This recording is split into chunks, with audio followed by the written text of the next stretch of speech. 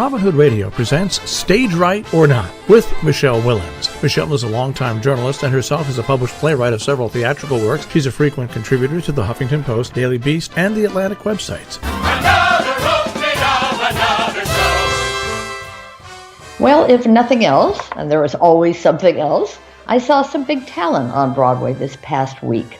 3 of the best comedic names currently working in theater are appearing in a show that picks up where one William Shakespeare left off. The other is a revival of a revival of a revival of an Arthur Miller play, also with well-known actors heading the cast, so plenty of Tony nominations within the 2 productions. Well, we will start with the laughs. Gary, a sequel to Titus Andronicus. That is the full title, and the writer here is Taylor Mack. Now, he has occasionally given us pieces that last some 24 hours. This one runs 90 farcical minutes and stars Nathan Lane, Christine Nielsen, and Julie White. Directed by George C. Wolfe, it picks up where Titus Andronicus ended. That was Shakespeare's first tragedy, one that ends with a lot of blood, revenge, and dead people, long before Game of Thrones, by the way. The so-called sequel is about a pair played by Lane and Nielsen who come in to clean up the mess, as in hundreds of corpses, mannequins piled up on top of each other in a rather amazing stage set. The time has come for multiple autopsies, lots of body part humor here, and to deal with the afterlife and all that conjures up. There's also discussion on the subjects of tragedy and comedy and some nice passages. We wonder how to slow what has passed too fast. To make a long story short, everybody dies. Clowns want to save themselves, fools want to save the world. But they are too few and far between. Taylor Mack's script throws everything out there, rhyming, hoses and pumps, even humans baked in pies. Yes, we are in Sweeney Todd territory here. We are also in Trump territory, or at least the wink-wink style of it. It is time we had an emperor who knows a thing or two about how things work, says one character. Cue the applause. The audiences find much of this very funny, at least for a while, but there's a lot of shrieking from the 3 stars. Julie White comes in and out of the action. They work exhaustively to make every double take count and break the 4th wall whenever possible. I think I counted 4 endings before you were finally free to leave and return to the living. Gary is playing at the Booth Theater, and this is one show that will be helped or fatally wounded, I would think, by the Tony Awards in June. Both the women are nominated. Fair enough. So is the show, taking one of the slots, and many feel should have gone to Kill a Mockingbird. Well, I rarely turn down a chance to see Nathan Lane on stage, but this one, well, it's only for the diehards. Pardon the pun. Now, speaking of Tony nominations, Arthur Miller's All My Sons, a roundabout production at the American Airlines Theater, is up for Best Revival, as well as Best Actress for Annette Bening and Featured Actor for Benjamin Walker. It's rare for this play to be done when the performer in the main role of Joe Keller, who may or may not have contributed to many deaths in World War II, is not nominated. Well, Tracy Letts is appropriately powerful as Joe. Alas, his name was left off the season's list. Now, this play first debuted in 1947, which is the year it takes place. Other productions on Broadway were in 1987, and the most recent was 2008, which starred John Lithgow and Diane Weiss.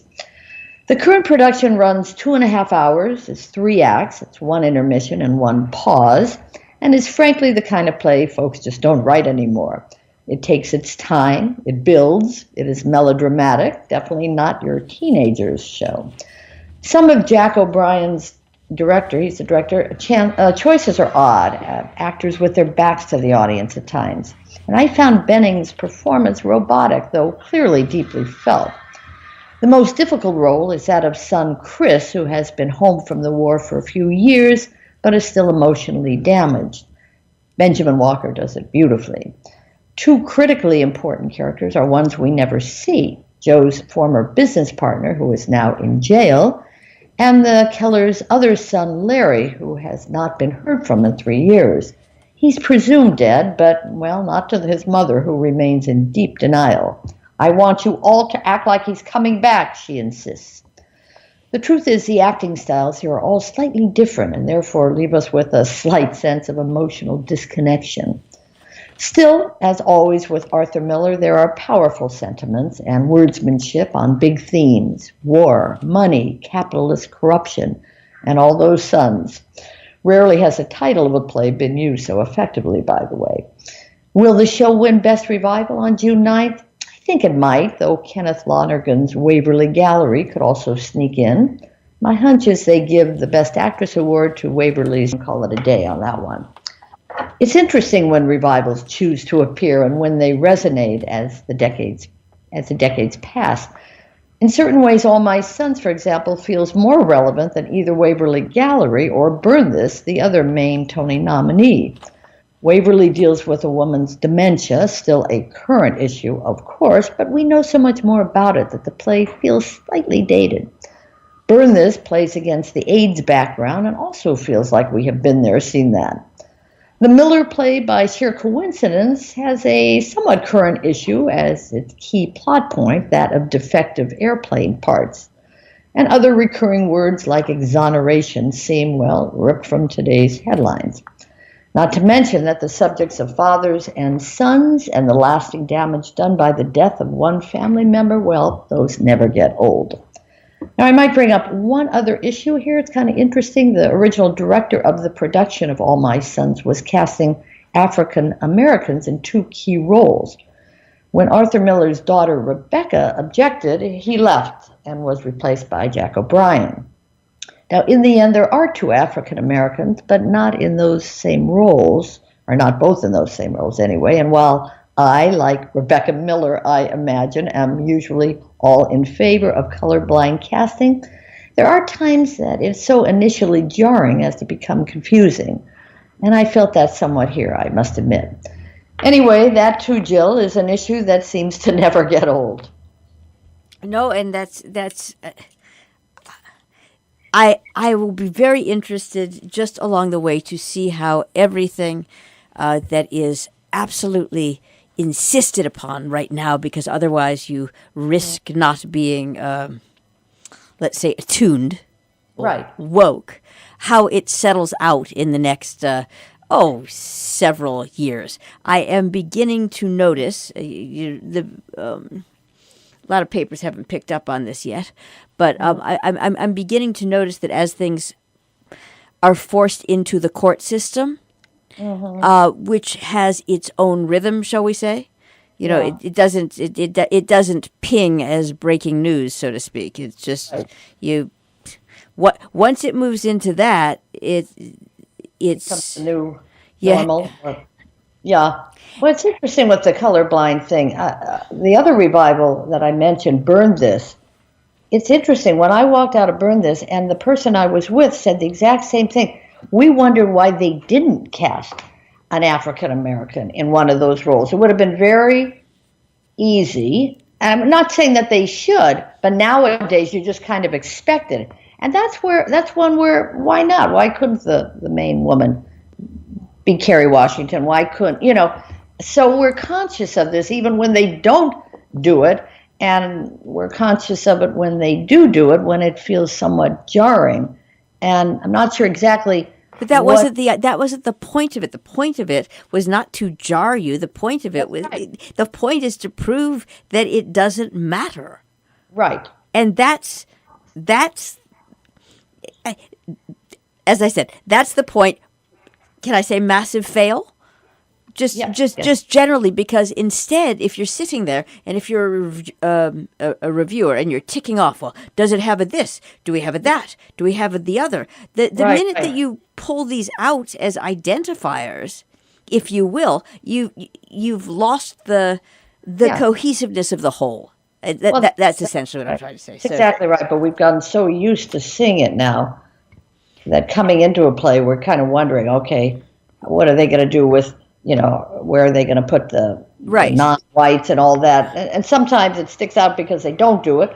Like I said, in this one, this one was an odd one because you hear about this character, a white woman's brother, for such a long time. Finally, he makes his big entrance, and he's not white, and it's like, oh, wait a minute, are we supposed to think something about that? It just, so sometimes, and I gotta assume that must have been what the objection was by the playwright's daughter. I don't know. I'd have to go back and see specifically if he ever left. I doubt that he ever left instructions. Never cast a. No. It was. There weren't instructions. What they had wanted to do was, I believe, make and I don't have everybody's name, but who is the main? Who is the one that was not Joe? Joe Keller. Sorry again. Oh yeah, the main character, Joe Keller. Yes. Played by Tracy Letts. Well, yeah. And that was what got into. That's what started the brouhaha. Yeah. So I think that it would have been, to use one of my favorite words, inefficient to not do something. Yeah, and I think what you were saying before about, especially because these two characters, one who is in jail, one who should be in jail, Joe Keller, once you start talking, maybe that was a sensitive subject as well, if we're talking, because, is he in prison just because he's black? When the white guy got out, it adds a different layer that we might bring to it that Arthur Miller never thought of. So anyway, it's constantly interesting, but it will go on. Anyway, this week I'm seeing Hadestown, which also takes place. No, that takes place down under. Down under, as in Seven Circle, or down under, as in Australia. It's in the underworld. Which is, goes along. I should have done it with Gary, Titus Andronicus, where they talked about that was one of those that I thought, well, I'm just from a visual standpoint, I'm going to need to skip. So I just which one, Hadestown or Gary? Gary. Oh, Gary. Yeah. I'm. What are those people who can smell things? I am a visual. Yeah. I'm a visual blank. Meaning, if I see something that disturbs me, it stays with me for 40 years, and I just so I know what to subject myself to and what not to. Exactly. And frankly, that one's not good enough to subject you to that. It's not worthy of that. It's funny that I think the tourists laugh, but I don't think it's going to be with us too long. And I'd be surprised if it takes home a Tony. But listen, everybody's advertising very hard for Tonys. Look at your newspaper. I saw it. That is, how much do those, I'm sorry, those. I agree. How much do those, what a quarter-page ad? Yes. And so when I'm seeing 2 full-page ads, or maybe a 4-page ad. I agree. And who are they? And who? I know. The Tony voters don't really need to see the ads. Because they're going anyway. They have to go see the show. I'm not quite sure. It's got to be for the people who they want. It's got to be for the audience. And it's the old more is, instead of less is more, it's more is more. I know. The one that really, that's right. And the one that surprises me, To Kill a Mockingbird, full-page ads every day. They are selling out every single show until September. So why exactly are they advertising like this? They didn't even get nominated for the top one. They have a lot of nominations, and they'll likely win.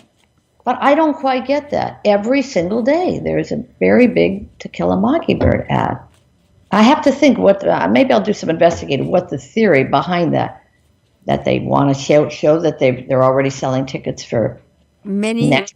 I don't know. Many, many, many years ago.